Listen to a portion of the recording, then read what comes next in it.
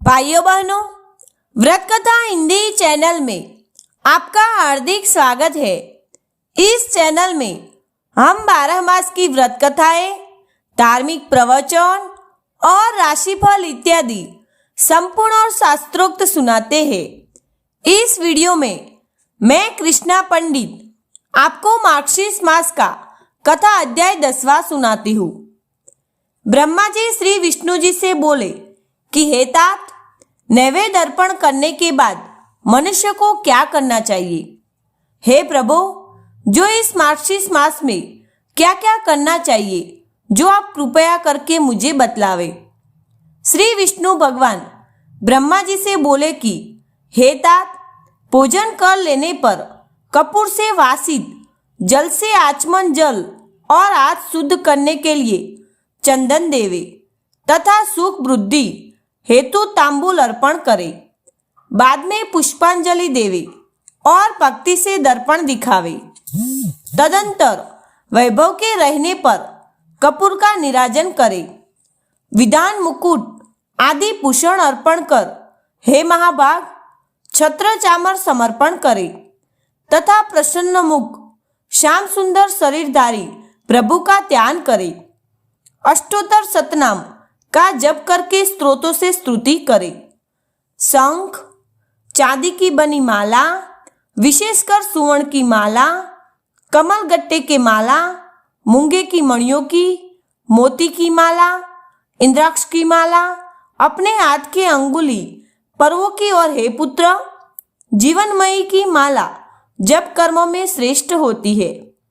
चलता हुआ, हंसता हुआ, पार्श्व भाग देखता हुआ, पैर पर पैर रखकर और सिर पर हाथ रखकर तथा खड़ा होता हुआ व्यग्र मन से विधान जप को न करे। जप, व्रत, ओम, पूजन आदि कार्यों में मौन रहे। कर में जप का 1 गुणा, गौशाला में 10 गुणा, नदी के किनारे पर 100 गुणा, अग्निहोत्रशाला में 1000 गुणा और तीर्थ आदि में 1000 गुणा तथा मेरे समीप अनंत गुणा फल मिलता है। जो मनुष्य मार्गशीर्ष मास में इस प्रकार जपादि करके प्रदक्षिणा करता है, उसको पद पद पर सप्त दीपों सहित पृथ्वी के दान का पुण्य मिलता है और सहस्त्र नाम का अथवा केवल नाम को ही पढ़ता हुआ प्रदक्षिणा करे। भक्ति से सर्वदा की गई एक प्रदक्षिणा कई पापों का नष्ट करती है और सप्त दीपों के सहित पृथ्वी की प्रदक्षिणा भी उससे हो जाती है। मेरी 3 प्रदक्षिणा करने से 7 दिन के पापों का नाश होता है और 10 दिन के दैहिक पापों का उसी समय नाश हो जाता है। जो भक्ति से मेरी 21 प्रदक्षिणा करता है तो उसके भ्रूण हत्या आदि पापों का उसी क्षण में नाश हो जाता है।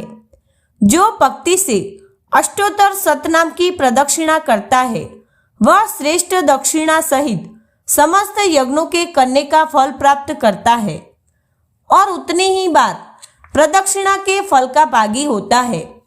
माता की प्रदक्षिणा, पृथ्वी की प्रदक्षिणा और शालिग्राम की प्रदक्षिणा, ये तीनों समान फल के दाता कहे गए हैं तथा मार्गशीर्ष मास में 1 दंडवत प्रणाम और 7 प्रदक्षिणा, ये दोनों समान नहीं है। कृंत प्रदक्षिणा से दंडवत प्रणाम श्रेष्ठ कहा गया है। जो प्राणी सर्वदा प्रदक्षिणा के साथ साथ मुझको दंडवत प्रणाम करता है, विशेषकर मार्गशीर्ष मास के आने पर करने से कल्पवृक्ष पर्यंत स्वर्गलोक में जाकर वास करता है। हे तात, 1 कल्प के बाद वह चक्रवर्ती राजा हो जाता है। चिरायु, धनवान, शुभ भोग करने वाला, दानवान और धर्मात्मा होता है तथा सहस्त्र नाम के पाठ करने से मन वचन कर्म से किए गए पापों का नाश हो जाता है। हे सूत, अब बहुत कहने से क्या होगा, गुप्त बात को कहूंगा, तुम सुनो। हे सूत, मुझको दामोदर नाम के कहने से अतुल प्रीति होती है, क्योंकि मेरी माता यशोदा ने यह मेरा दामोदर नाम गुण संबंधी रखा है। जिस समय मैंने गोकुल में दही का पात्र फोड़ा था, उस समय यशोदा ने मुझको उखल में मजबूत रस्सी से बांधा था। उस समय से मेरा यह दामोदर नाम प्रसिद्ध हुआ है। जो प्राणी पवित्र तथा समाहित चित होकर नमो दामोदराय इस मंत्र का प्रतिदिन सूर्योदय के होने पर 3000 जप करता है, जब तक 3.5 लाख जप पूर्ण न होवे तब तक बार बार जप करता है। बाद में बुद्धिमानी से जप का उद्यापन करे और दशांश हवन करे। दशांश हवन के पश्चात ब्राह्मण को भोजन करावे। जो इस मंत्र का इस तरह भक्ति से जप करता है, उसके लिए मैं वांछित धन धान्य, स्त्री पुत्र और भी जो अभिष्ट होता है उस वस्तु को भी देता हूँ।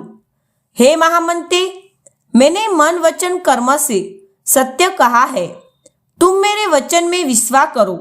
हे पुत्र, यह मंत्रों का राजा है, मैंने कृपा कर तुमसे कहा है। हे पुत्र, दामोदराय नमः इस मंत्र राज को पढ़ता हुआ मेरी नित्य प्रदक्षिणा करे और हे पुत्र, अष्टांग सहित दंडवत प्रणाम करे। दोनों पैर, दोनों हाथ, दोनों घुटना, छाती, सिर और मन, वचन तथा दृष्टि से किया हुआ प्रणाम साष्टांग प्रणाम कहा जाता है। मेरे दोनों चरणों पर परस्पर दोनों हाथ और सिर रखकर अर्थात दाहिने हाथ से दाहिना चरण और बाएं हाथ से बायां चरण स्पर्श करता हुआ अपने सिर को मेरे चरणों पर रखे और यह कहे कि हे ईश्वर, संसार सागर की मृत्यु रूपी ग्राह से भयभीत और आपके शरणागत में मेरी रक्षा करे।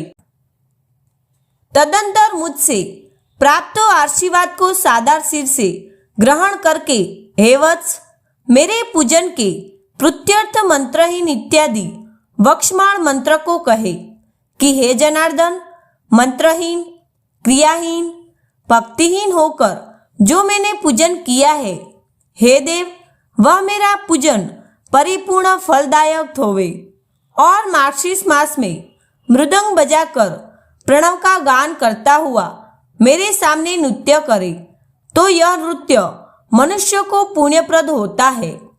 हे चतुर्वर्ष, सर्वदा मेरे पूजन के समय गान, वाद्य, नृत्य और पुस्तक पाठ करना मुझको प्रिय है।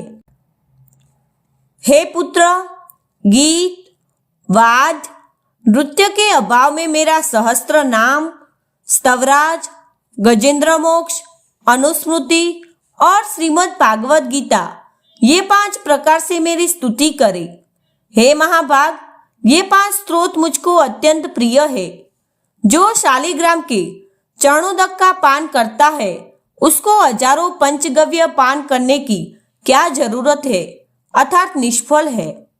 जो शालिग्राम शिला का जल 1 बूंद पान करता है, वह पुनः माता के स्तन का दुग्ध पान नहीं करता, किंतु वह मनुष्य मुक्ति का भागी हो जाता है। जो शालिग्राम शिला जलपान करते हैं और जिनके सिर पर वह चरण जल पड़ता है, उनको जनना सोच और मरना सोच होने पर असोच नहीं लगता है। अंत समय में भी जिसको यह चरण जल दिया जाता है, वह सदाचार से रहित होकर भी सद्गति का भागी होता है। जो अप्रेय का पान करता है और अभोज्य का भोजन करता है तथा अगम्य में गमन करता है, और जो पापाचारी मनुष्य है, वह भी शालिग्राम जल को धारण करने से तत्काल शीघ्र पवित्र हो जाता है, क्योंकि शालिग्राम शिला का जल चांद्रायण और पादकुच व्रत से भी अधिक श्रेष्ठ है। मेरे चरणामृत से मिला हुआ अगर, कुमकुम, कपूर और चंदन अपवित्र को भी पवित्र करने वाले हैं। हे विप्रश्रेष्ठ, मेरी दृष्टि से देखा गया पवित्र जल ही मनुष्य की पापों का नाश हो जाता है, और यदि मेरा चरणामृत है तो फिर कहना ही क्या है। तुम मेरे प्रिय हो, दूसरे ज्येष्ठ पुत्र हो, इसलिए मुझको विशेष प्रिय हो, इसलिए जो कुछ मेरा रहस्य था उस सबको मैंने तुमसे कहा है। भाइयों बहनों, इसके साथ ये मार्गशीर्ष मास का कथा अध्याय 10वां पूरा हुआ। आगे का अध्याय सुनने के लिए डिस्क्रिप्शन में लिंक दी गई है। भाइयों बहनों, हमने देखा है कि बहुत लोग कहीं से भी उठा के वीडियो बना लेते हैं और वो मार्गशीर्ष मास कथा महात्मय नहीं होता, तो ऐसी बिना मतलब की कहानी न सुने। वीडियो अच्छा लगे तो लाइक, शेयर और सब्सक्राइब जरूर करें और कमेंट बॉक्स में जय श्री कृष्णा जरूर लिखें। जय श्री कृष्णा।